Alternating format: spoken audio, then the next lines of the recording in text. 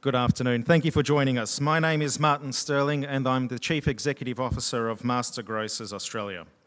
I'd like to acknowledge the traditional owners of the land on which we meet today, the Wurundjeri Woi Wurrung and Boonwurrung peoples of the Kulin Nation, and pay my respects to their elders past and present. I extend that respect to any Aboriginal and Torres Strait Islander peoples joining us today.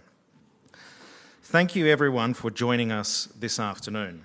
I'd like to extend a special welcome to Mary Aldred MP, Federal Member for Monash and Deputy Opposition Whip, who will be joining us a little bit later this afternoon. I'd like to acknowledge that Mary has made significant contributions to public discussion about illicit tobacco and is a passionate advocate for the interests of independent retailers. I'd also like to acknowledge the presence of Grant Hinchcliffe, the President of the Master Grocers Board, as well as fellow directors of the MGA Board. I'd also like to welcome our members, our retailers, suppliers, regulators, law enforcement representatives, media and industry stakeholders to today's session. And finally, a special thank you to our speakers and panellists who have generously given their time and expertise to contribute to what is an increasingly important discussion for our industry. Before we begin, I'll just take you through a few housekeeping items. Bathrooms are located out those doors over to the left and then left again behind us. In the event of an emergency, please follow the instructions of venue staff. Please also ensure that your mobile phones are switched to silent. We'd also like to let you know that today's presentations are being recorded and will be available following the event, and would encourage you to share those recordings with colleagues and team members who may not have been able to join us today. Following the panel discussion, we will hold an audience Q&A session where you'll have an opportunity to direct questions to any speakers today. Please hold your questions until we get to the Q&A part. Following the formal proceedings, please do stay with us for networking, drinks and canapes out in the foyer. Today's event really asks an important question. Could illicit liquor become the next major illicit market? Many of us have watched the illicit tobacco issue evolve over recent years, and what began as a tax and compliance issue has grown into something larger involving organised crime, extortion, firebombings, violence, illegal supply, and significant impacts on legitimate retailers. As an industry association, MGA has spent considerable time advocating on illicit tobacco, retailer safety and organised retail crime. We've heard firsthand from members who have experienced break-ins, threats, extortion attempts and significant financial loss, and that is through no fault of their own.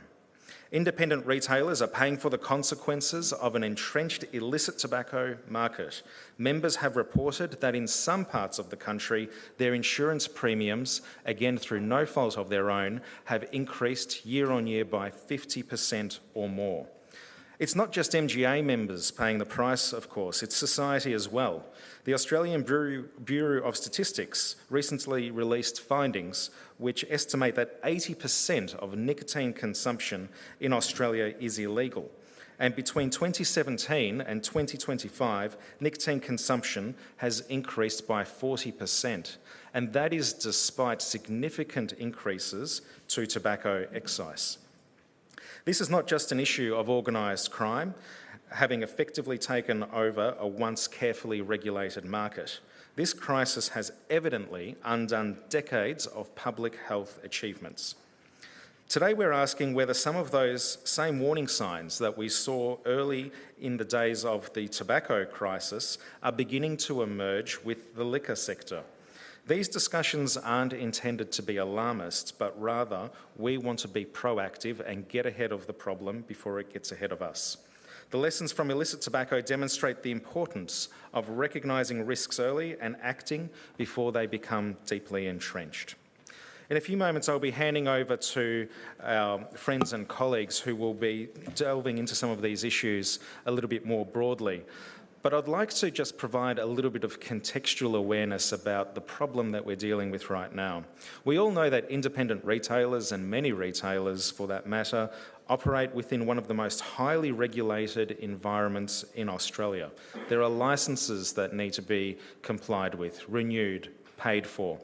There are health and safety laws which are mandatory across the entire country and sometimes vary on a state-by-state basis. Those regulations come at a cost, but they exist for a very good reason: consumer safety, responsible retailing, and product integrity.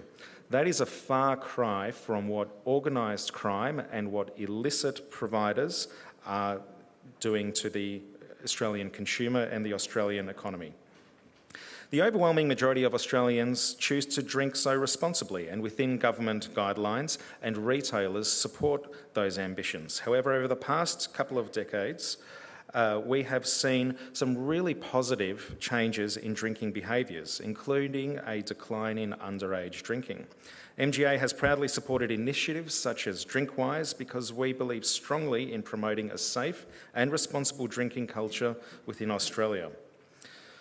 We all remember the tragic deaths of Bianca Jones and Holly Bowles from methanol poisoning overseas, and this just highlights the devastating consequences that can occur when products are not subject to proper quality controls and safety standards. Consumers deserve to be able to purchase products confidently, knowing that their health and safety is going to be looked after, and that is what independent retailers do when they comply with the law. When illicit products enter the market, legitimate retailers are placed at a commercial disadvantage, whilst consumers are exposed to danger, perhaps even danger that they're not aware of. Organised crime does not care, and they do not stop necessarily at one product category. If they see a profitable opportunity, just like they saw with tobacco, they will move into it. And our fear is that liquor is next. This is not just a liquor industry issue. This is fundamentally a retailer safety issue, a community safety issue, and a consumer health issue. Retailers, suppliers, distributors, regulators, and law enforcement all have a role to play in identifying these emerging risks, just like we're doing today, and becoming part of the solution.